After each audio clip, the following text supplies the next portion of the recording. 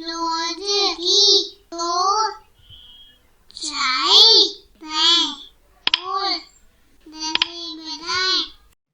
दोस्तों, तो आप सब कैसे हैं। आज हम करने वाले हैं क्रियाकलाप जो कि लिया है आपकी पुस्तक रिमझिम कक्षा 4 NCERT के पाठ किरमिच की गेंद से। तो चलिए खोलिए अपनी पुस्तक और निकालिए पृष्ठ संख्या 17।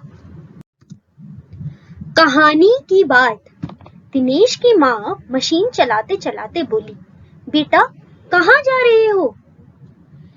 दिनेश की माँ कौन सी मशीन चला रही होंगी। तुम इस मशीन को कहाँ कहाँ देखा है। तुमने इस मशीन को कहाँ कहाँ देखा है। तो पहला प्रश्न है ये। फिर ख प्रश्न है, दिनेश ने सारी सीताफल की बेल छान मारी। दिनेश क्या खोज रहा था। दिनेश को कैसे पता चला होगा कि क्यारी में वही चीज गिरी है। ग, दिनेश अच्छी तरह जानता था कि गेंद दीपक की नहीं है। दिनेश को यह बात कैसे पता चली कि गेंद दीपक की हो ही नहीं सकती। दीपक बार बार गेंद को अपनी क्यों बता रहा होगा।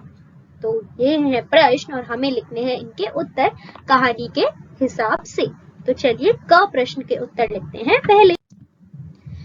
तो क प्रश्न था, दिनेश की माँ मशीन चलाते चलाते बोली, बेटा कहाँ जा रहे हो। दिनेश की माँ कौन सी मशीन चला रही होंगी और तुमने इस मशीन को कहाँ कहाँ देखा है। तो पहले बात करते हैं कि दिनेश की माँ कौन सी मशीन चला रही होंगी। तो दिनेश की माँ सिलाई वाली मशीन चला रही होंगी। कौन सी मशीन। सिलाई वाली मशीन, जिससे सिलाई करते हैं, जो कि कुछ इस तरह की दिखती है। अब दूसरा प्रश्न है कि तुमने इस मशीन को कहाँ कहाँ देखा है। ऐसी ही मशीन मेरे घर में भी है। तो मैंने तो इस मशीन को अपने घर में भी देखा है और भी कई जगह देखा है। तो चलिए लिखते हैं उस बारे में। मैंने इस मशीन को अपने घर में, पड़ोस के घरों में और दर्जी की दुकान पर देखा है। तो यह जगह है जहाँ पे मैंने इस मशीन को देखा है। अब आप बताइए आपने कहाँ कहाँ देखा है इस मशीन को। आगे बढ़ते हैं ख प्रश्न पर। दिनेश ने सारी सीताफल की बेल छान मारी। दिनेश क्या खोज रहा था। और दूसरा प्रश्न है, दिनेश को कैसे पता चला होगा कि क्यारी में वही चीज गिरी है। तो पहले प्रश्न का उत्तर है, दिनेश वह चीज खोज रहा था जिसकी धम से गिरने की आवाज उसने सुनी थी, जो कि थी किरमिच की गेंद। दूसरा प्रश्न है कि दिनेश को कैसे पता चला होगा कि क्यारी में वही चीज गिरी है।